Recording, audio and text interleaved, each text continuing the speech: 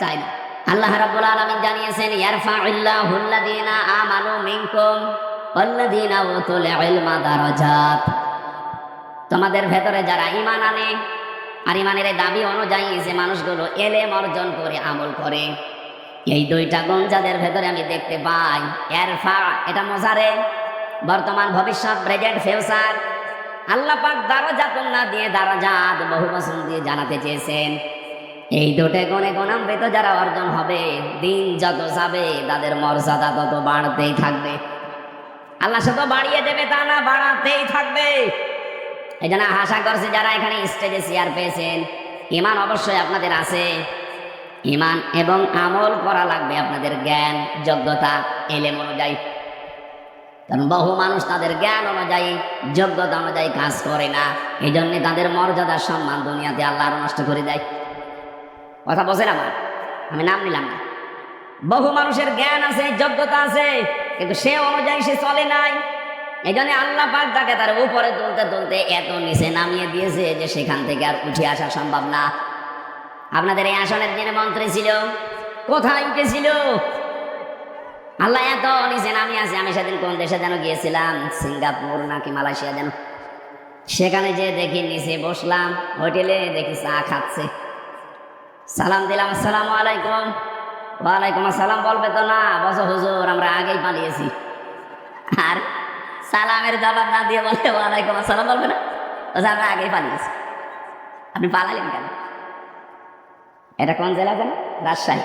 এর পাশে নাটোর, ওখানে আর এক মন্ত্রী ছিল, খালি পলক মারে। কি অবস্থা এখন দেখেন। সেদিন আমি আদালতে হাজিরা দিতে গিয়েছিলাম আমার মামলার, যে দেখে আল্লাহর ওলি কাঁদতেছে। অথচ কি গেট আপ ছিল দেখেছেন? এক এক সময় এক এক সাজে থাকতো। এখন আপনজন বলতে তার কাছে আর কেউ নেই। তার যে পরিচয় দেবে, সে পরিচয় দিলেও ভয় পায়। আপনজন যারা স্ত্রী পুত্র সব তো বাইরের দেশে চলে গেছে, তার কাছে এখন এক প্যাকেট বিরিয়ানি নিয়ে খাবার নিয়ে কেউ যাবে সেই রকম মানুষও নেই। অথচ কি দাপট ছিল তার। এই জন্য আমার মনে হয় পলক সাহেবের কাছে শিক্ষা নেওয়া দরকার। মাত্র 1 বছর 1 মাসে তার চেহারা যা হয়েছে, আপনি এখন দেখলেও চিনতে পারবেন না পলক না পলকের দাদা। কি অবস্থা হয়েছে। আমিও 3 বছর ছিলাম, কিন্তু আমার চেহারাটা পাল্টায়নি। যদিও এরকম 100 গুণ কষ্ট আমার দিয়েছে। আমার মাথার চুল থেকে পায়ের তালু পর্যন্ত 1 ইঞ্চি জায়গা বাকি নেই যেখানে জালেমরা টর্চার করে নাই। আমার উল্টো করে 11 ঘন্টা টাঙিয়ে রেখেছিল। এত পিটানো পিটিয়েছে, প্রায় 4-5 জন মিলে চোখ বেঁধে। আমার পেছনে শুধু ম্যাডাম ছাড়া কাউকে দেখানো যায় না। এই যে চেয়ার দিয়েছেন তো ভালো, যদি কাঠের চেয়ার দিয়েছেন বসতে পারতাম না। এত কিছু করার পর অন্তত এখন টিকে আছি। আর মাত্র 1 বছরে মনে হচ্ছে কব্বরে অর্ধেক চলে গেছে, তাও তো কিছু এখনো টের পাননি। জালেম যারা এখনো পর্যন্ত, যে মানুষগুলোর বৃদ্ধি কমে না, তারা যেন মাঝে মাঝে পলকের দিকে একটু তাকায়। তাকানো লাগবে না, শুধু ওর ছবির দিকে তাকাবেন আর পলক মারবেন। এই জন্য জ্ঞান ছিল তার, ঈমানও ছিল কম বেশি, কিন্তু জ্ঞান অনুযায়ী কাজ না করার কারণে আল্লাহ তুলেছিল উপরে। এখন এত নিচে নামিয়েছে, সেখান থেকে উঠে আসা সম্ভব না।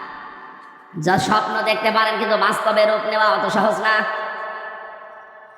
এই জন্য যারা বসে আছেন আশা করছে ঈমান আছে এবং জ্ঞানও আছে। এই জ্ঞান অনুযায়ী দুনিয়াতে কাজ করার তৌফিক আল্লাহ তাদের দান করেন, বলেন আমিন। সামনে বসা মুসলমান ভাইরা কষ্ট করে আছেন বসে। এটা একটা আলিম মাদ্রাসা, এখানে বহু আলেম আছে। আলেমদের সম্মান মর্যাদা দুনিয়া আখিরাতে কামনা করছে আল্লাহ জানা। কিচ্ছু লাগবে না ভাই। পর্দার আড়ালে শুধু ডানে বামে না, বিভিন্ন জায়গায় তারা বসে আছে। সম্মানিতা মা এবং বোনেরা, প্রশাসনের ভাইরা, প্রাণ প্রিয় রাজশাহীবাসী, আল্লাহর দরবারে শুকরিয়া জানাচ্ছি যে এই বৃষ্টি মুখর দিন, রাতেও আমাদের সারা রাত আজকে বৃষ্টি এখানেও হয়েছে, হয়তো নয়তো কাদা মাটি। সুতরাং এই ঘন্টা 2-3 সময় আল্লাহ আমাদেরকে কোরআন শোনার জন্য যে একটু বের করে দিলেন। আমরা তাফসীর আকারে কথা বলতে চাই, আপনারা থাকবেন তো ইনশাল্লাহ? এখানে মাগরিবের আজানের 10 মিনিট আগে আমরা ছেড়ে দেবো ইনশাল্লাহ। দল মত নির্বিশেষে অনুষ্ঠান। এটা কি শুধু জামাত ইসলামী বাংলাদেশের অনুষ্ঠান না, এ কোরআন শরীফ শুধু জামাত ইসলামী বাংলাদেশের না। কিছু কিছু মানুষ এখন কথা তুলতেছে যে এনাদের নামে ইসলাম শব্দ থাকা জায়েজ নেই। কেন? তারা বলছে আমরা শুধু কোরআন মানি আর হাদিস মানি।